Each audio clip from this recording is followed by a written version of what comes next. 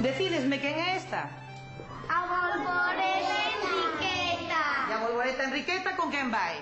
La súa niña Matilde. Ben, a súa niña Matilde. Vai a levar Naila, vale? Naila, ven, que vamos a escoller o conto. A actividade consiste en que cada día a bolsa sae da clase con un conto, un caderno e un estoxo. E como veo a Bolboreta Enriqueta?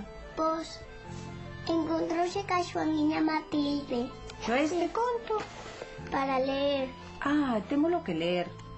Vale, entón vamos ler o conto e despois facemos o debuxo. Lelo tú e leo xo eu. Mamá, Pois a ver. amañoulle o pelo a Pili como se fose un repolo.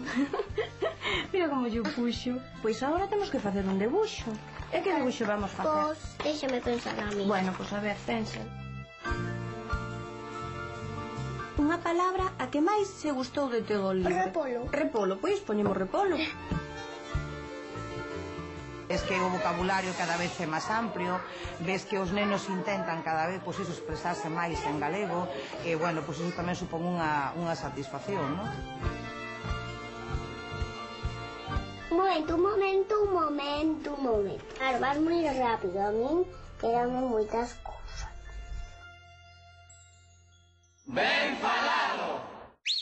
Unha cousa que levan detrás algunhas chaquetas para abrigar a cabeza se chove. Capucha. Es como sabes. Vostedes saben que cando unha persoa está indecisa entre dúas opcións, decimos que está entre Melide e Furelos. Pero que pasa cando dúas persoas que teñen que colaborar non axudan? Pois decimos que unha vai para Sarria e outra vai para Portomarín. De Portomarín a Sarria hai 25 km e no medio está Paradela, que é o concello onde recollemos este dito.